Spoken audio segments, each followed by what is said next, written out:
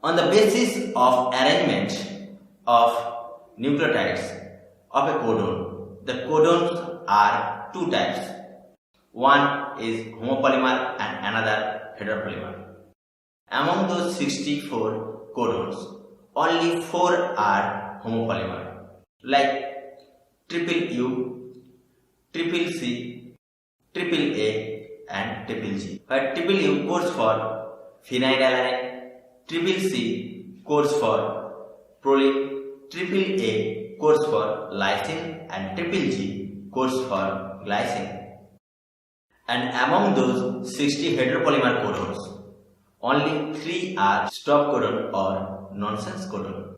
These stop codons help to stop the translation of protein. These stop codons are nonsense codon because they cannot code for any amino acid. The 3 stop codons are UAG, UAA and UGA, where UAG is called as amber, UAA is called as ochre and UGA is called as opal.